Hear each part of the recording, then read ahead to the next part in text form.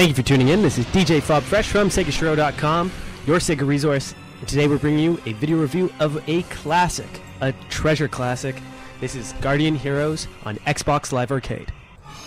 Originally developed in 1996 for the Sega Saturn, it's great to see that this gem of a game is still fantastic and feels fresh in 2011 on the Xbox 360. In prepping for this review, I played about 8 hours of the original Guardian Heroes on Sega Saturn and then switched over to the Xbox Live version.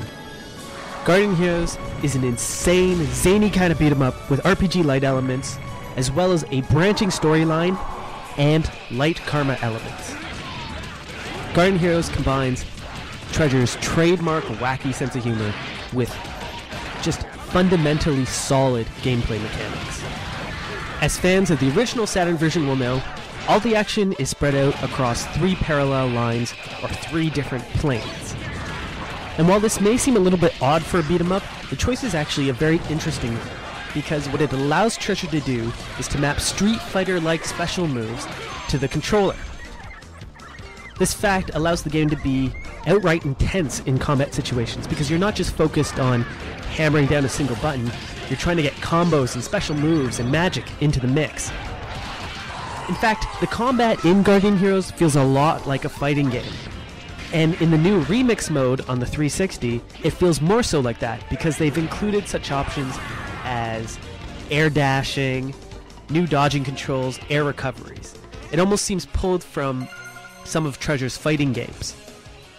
Furthermore, in remix mode, they've actually given you a strong, weak, and medium attack as opposed to just the 2 on the Saturn pad. This again opens up and modernizes the game, but keeps that fighting game feeling intact. Treasure has translated the Saturn pad onto the Xbox 360 pad in surprising fashion. It still feels just as tight and just as solid as the original. And along with the update to 16.9 and the filters that give the game a pencil shading effect, there's also a new translation in the game. So if you're playing the Saturn version and then you're playing the 360 version, you may notice some of the lines of dialogue are a bit different. The game has a real choose-your-own-adventure feel in terms of the story. So there's times where the story just seems outright zany, but it's always fun and always adds a nice backdrop to the crazy action that's going on. You have a variety of attributes to make your character your own, and this actually helps bring you into the game and make you really care about the characters. There are lots of reasons to do multiple playthroughs of Guardian Heroes. Outside of the 7 endings and the over 30 levels and the branching pathways to get to the end, the game gives you 5 different characters that are very, very different from each other. So playing the characters feels like a new experience each time. Randy feels nothing like Han, and Han feels nothing like Nicole. You also unlock Serena after you beat it the first time through. And on top of that, there's an arcade mode, which is like a survival mode. And there's even, on top of that, a versus mode where you can unlock different characters that you meet throughout the game. In fact, it's worth it just to unlock all of the quirky enemies in the game, because the villains are pretty memorable in their silliness. One of the best things about Guardian Heroes is that you can tinker with it. You can have original mode gameplay with the remix graphics. You can have original mode across the board. You can switch up all these little things, turn on different menus to really make the game feel right for you. One unfortunate aspect about the game is that they've only included the original Saturn resolution for the opening movie, and it's hidden away in the menus. It's unfortunate that it doesn't get the update that Radiant Silvergun got with its animated sequences. The graphics are simultaneously one of the strongest points and weakest points about the game.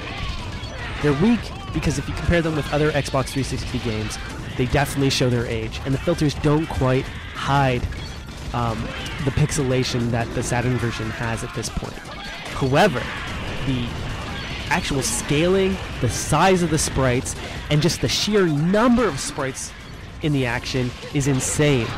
And I was amazed to see that there was no slowdown, because the Saturn version had a ton of it when too many things got going on, but the 360 handles it beautifully. Also, multiplayer is a godsend in this game. Playing it across Xbox Live, it was a ton of fun. In my 2-player co-op sessions, I had absolutely no slowdown, and we were stunned at this fact because there just seemed to be so much going on.